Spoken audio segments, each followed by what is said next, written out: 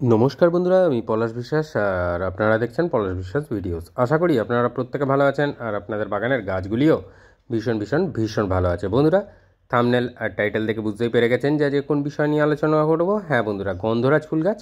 গন্ধরাজ ফুল গাছে এই সময় দেখা যাচ্ছে যেরকম আমার গাছটাই হয়েছে সেরকম আশা করি বেশ কিছু জনের হয়েছে, কারণ মেসেঞ্জারে ছবি পাঠাচ্ছেন। তো সেই ক্ষেত্রে এছাড়া এমনিও কমেন্ট করছেন যেরকম ক্লোরোসিসের মতন হয়েছে গন্ধরাজ গাছে। হ্যাঁ, ক্লোরোসিসই হয়েছে, তার কারণ প্রচুর পরিমাণে সূর্যের আলোর প্রয়োজন হয় গন্ধরাজ ফুল গাছে।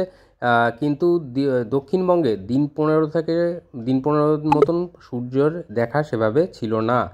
তো আজ সামান্য সূর্যের আলো দেখা দিয়েছে এবং বৃষ্টিটা সামান্য ধরেছে। তো আস্তে আস্তে ঠিক হয়ে যাবে, তার জন্য খাবার দেওয়া হবে। আর যে খাবার দেখাবো, যে ট্রিটমেন্টটা বলবো গন্ধরাজ গাছে এই সময় করলে কিন্তু প্রচুর পরিমাণে ফুল ফুটবে গন্ধরাজ গাছে।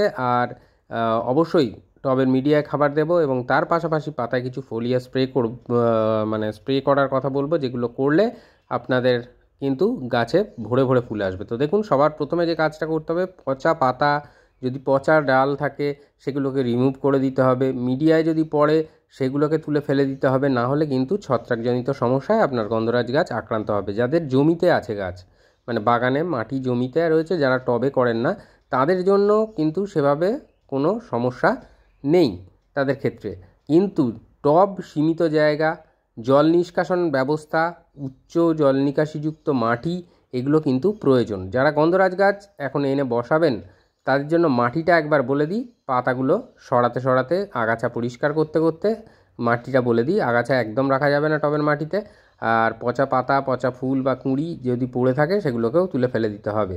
মাটিটা হবে আপনার বাগান বা আপনার কাছে যে মাটি আছে একটা টবের অর্ধেক ভরে নেবেন, অর্থাৎ 50% একটা টবের ভরে নেবেন। তার সাথে মেশাবেন 30% কম্পোস্ট। যে কোনো কম্পোস্ট সার হতে পারে, ভার্মি কম্পোস্ট হতে পারে 1 বছরের পুরনো গোবর সার। তার সাথে 20% বালি, লাল মোটাদানা বিল্ডিং কনস্ট্রাকশনে যে বালি ব্যবহার করা হয় সেই বালি অন্তত 3-4 ধুয়ে নেবেন। তাহলে হবে কি, যে বালির মধ্যে যে নোনা অংশ আছে, যে নোনা ভাগটা আছে, যেটা মাটির সাথে মিশে গেলে ক্ষতি হতে পারে গাছের, সেই জিনিসটা হবে না। বালি মেশানোর সময় সব সময় ভালো করে 3-4 বার ধুয়ে নেবেন। ধুয়ে নিয়ে তারপরে মাটির সাথে মিশিয়ে নেবেন। তাহলে কিন্তু একটা উচ্চ জল নিকাশিযুক্ত মাটি আপনি তৈরি করে ফেলতে পারলেন। এরপরে টবে ড্রেনেজ হোলটা উল্টানো খোলামকুচি দিয়ে আটকে বালি চালার পাথর দিয়ে বালি দিয়ে একটা বেড মতন করে তার উপরে এই মিক্সড মাটিটা আপনি দিয়ে দেবেন। তাহলে একটা গন্ধরাজ গাছের জন্য আদর্শ মাটি, গন্ধরাজ ফুলের গাছের জন্য আদর্শ মাটি তৈরি করতে পারবেন। আর মাটিটা টবের ভীষণ প্রয়োজন ভালো করা, তার কারণ উচ্চ জল নিকাশিযুক্ত মাটি হলে তবেই কিন্তু ভালো গাছ হবে, তবেই কিন্তু ভালো ফুল ফুটবে। তো দেখুন, বৃষ্টি হচ্ছিল তারপরেও কিন্তু আমার গাছের মাটি দেখেছেন কতটা ঝুরঝুরে হয়ে আছে। তো এরকমই থাকবে, এরকমই গাছে ফুল ফুটবে, গাছ ভরে ফুল দেবে। আর চলুন দেখে নিই কী কী খাবার দেব। এই সময় এই যে খাবারটা দেখাচ্ছি এটা একবারই প্রদান করবেন, বা মাসে রিপিট করার কোনো প্রয়োজন নেই দুবার, একবারই প্রয়োগ করবেন। এটা লাল পটাশ 1 টেবিল চামচ, সিঙ্গেল সুপার ফসফেট 1 টেবিল চামচ, তার সাথে রয়েছে নিমখোল 1 টেবিল চামচ। আর যে দুটো জিনিস দেখতে পাচ্ছেন, এটা জিআর দানা, যা অনলাইনে বায়োজাইম নামে পেয়ে যাবেন। 17 থেকে 19 রকমের অনুখাদ্য বা মাইক্রোনিউট্রিয়েন্ট এর মধ্যে রয়েছে। এটা নেবেন 1 চা চামচের একটু বেশি নেবেন, আর 1 চা চামচের একটু বেশি নেবেন। এই যে কালো কালো, যে ডিপ কালো যেটা দেখছেন, এটা সিউইড গ্র্যানুয়েলস, এটা অপশনাল। চাইলে যদি থাকে আপনাদের দিতে পারেন, না থাকলে দেওয়ার কোনো প্রয়োজন নেই। এই কটা খাদ্য উপাদান আপনাকে এই গন্ধরাজ গাছে দিতে হবে। সিউইডও কিন্তু প্ল্যান্ট গ্রোথের পাশাপাশি কাজ করে, সেটা হচ্ছে ফুলের কুঁড়ি ঝরা আটকায়, ফুল আনতে সাহায্য করে। তো সেই জন্য মাইক্রোনিউট্রিয়েন্টেরও কাজ, মানে ম্যাক্সিমামটাই ওটা, আর সিউইড কিছুটা করে থাকে। তো সেই জন্য এই দুটি উপাদান দিলাম, কারণ গন্ধরাজ গাছে এই কুঁড়ি ঝরে যাওয়ার প্রবণতাটা কিন্তু অত্যধিক, এটা আমরা সবাই জানি।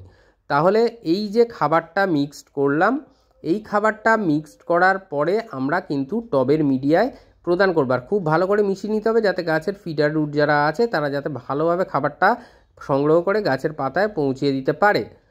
আর অবশ্যই বন্ধুরা, এই খাবারটাকে খাইয়ে দিতে হবে। আর তার পাশাপাশি যে ফোলিয়ার স্প্রেগুলোর কথা বলবো, অর্থাৎ গাছের পাতায় যে স্প্রে করব সেগুলো বলবো। তার আগে খাবারটা দেখুন, এইভাবে উপর দিয়ে মিশিয়ে দেবো, কারণ মাটি ভিজে আছে, বেশি খোঁচাখুচি করতে গেলে যে শিকড়ের বৃদ্ধি এখন আমরা সবাই জানি প্রচুর পরিমাণে হয়েছে, সেই শিকড় ছিঁড়ে গিয়ে ফাঙ্গাল ইনফেকশন হয়ে যেতে পারে। তো সেই জন্য খুব বেশি খোঁচাখুচি করব না, মাটি হালকা উপর দিয়ে হাতে করে যতটুকুনি খোঁচে যায় খুঁচিয়ে নিয়ে তারপরে ভালো করে খাবারগুলো মাটির সাথে মিশিয়ে দিতে হবে।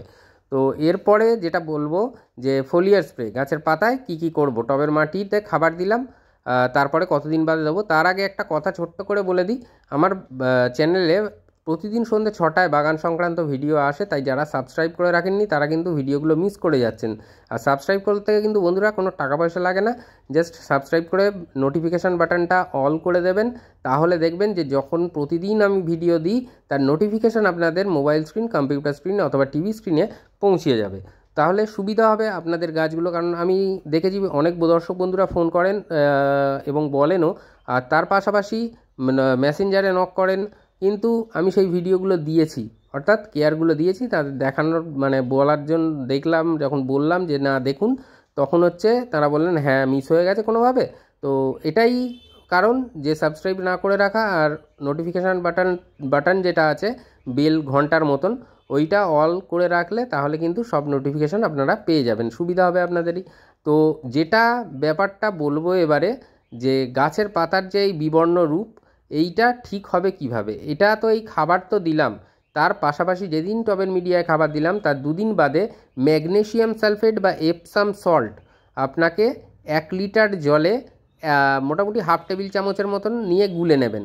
যে এবার গুলে নিয়ে যে দ্রবণটা হবে সেটা আপনারা গাছের পাতায় ভালো করে স্প্রে করবেন, এবং অবশ্যই স্প্রে করার পরে, যে কোনো ফোলিয়া স্প্রে করার পরে গাছ যেন বৃষ্টিতে ঘন্টা 3 না ভেজে সেই দিকটাই খেয়াল রাখতে হবে। সেইভাবে গাছটিকে রাখবেন, ছাওয়ায় রাখতে পারেন, সাইডে রাখতে পারেন, যেখানে আপনার সুবিধা হবে সেই স্থানে রাখবেন।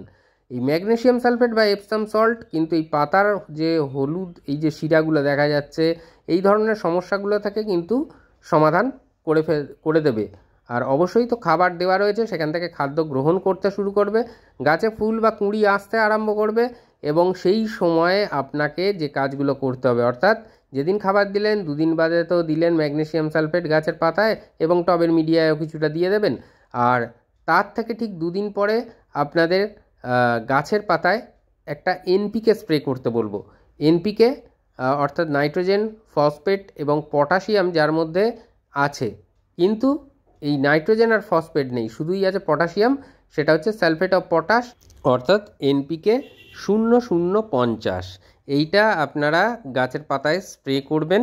1 লিটার জলে 2 গ্রামের মতন নেবেন, নিয়ে এটা কিন্তু গাছের পাতায় আপনারা স্প্রে করে দিতে পারেন, পারলে কিছুটা যদি থাকে টবের মিডিয়ায় সামান্য পরিমাণে দিয়ে দেবেন। তো 1 লিটার জল সম্পূর্ণ একটা গাছে স্প্রে করা যাবে না, তো যতটা আপনার গাছের চেহারা, যতটা আপনার গাছের প্রয়োজন মোটামুটি ভালো করে স্নান করিয়ে দেবেন, দিয়ে কিছুটা টবের মিডিয়ায় দিয়ে দেবেন।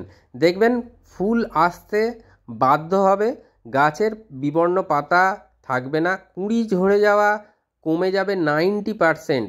আর এরপরে যে জিনিসটা করলে আপনার সম্পূর্ণ পরিচর্যা হবে সেটা হচ্ছে যে কোনো একটা মাইক্রোনিউট্রিয়েন্ট বা অনুখাদ্য একটা স্প্রে করতে হবে। আমি বায়োভিটা এক্স দেখাচ্ছি মানে যে এটাই দিতে হবে এমনটা নয়, আপনারা আপনাদের কাছে যে কোনো মাইক্রোনিউট্রিয়েন্ট থাকলে সেটাই দিতে পারেন। অলিন গোল্ড সুপার বা সাগরিকা, কিংবা অ্যাগ্রোমিন গোল্ড, অ্যাগ্রোমিন ম্যাক্স, মোবোমিন, যে কোনো মাইক্রোনিউট্রিয়েন্ট যেটা আপনার কাছে আছে, যেটা আপনার কাছে মনে হচ্ছে সহজলভ্য, সেটাই আপনারা গাছের পাতায় স্প্রে করে দেবেন।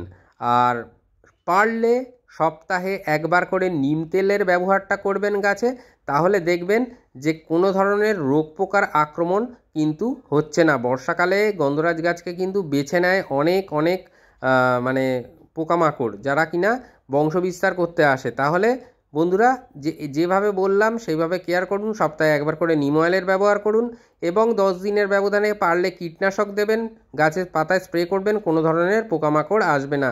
আর যদি দেখেন গাছে কুঁড়ি এসে ঝরে যাচ্ছে, ফাঙ্গিসাইড আপনারা 15 দিন অন্তর গাছে স্প্রে করতে পারেন গন্ধরাজ গাছে। তো এই ছিল টোটাল কেয়ার গন্ধরাজ গাছের। আশা করি বুঝতে পারলেন, কোনো জায়গায় সমস্যা থাকার কথা নয়, তারপরেও যদি বলবো, যদি সমস্যা হয় কোথাও বা কোনো প্রশ্ন থাকে অন্য ধরনের বাগান সংক্রান্ত, তাহলে অবশ্যই প্রশ্ন করতে পারেন, আমি সবার প্রশ্নের উত্তর দিয়ে থাকি। মন থাক চিরসবুজ, পৃথিবী হোক সবুজময়, এই বলে আজকে এখানেই সমাপ্ত করছি। আবার আসছি আগামীকাল ঠিক সন্ধ্যে 6টায় নতুন কোনো গাছের পরিচর্যার ভিডিও নিয়ে। ততক্ষণ সকলে সুস্থ থাকুন, ভালো থাকুন, প্রচুর পরিমাণে গাছ লাগাতে থাকুন, আর অবশ্যই দেখতে থাকুন পলাশ বিশ্বাস ভিডিওস। খুব ভালো থাকবেন বন্ধুরা সকলে, নমস্কার।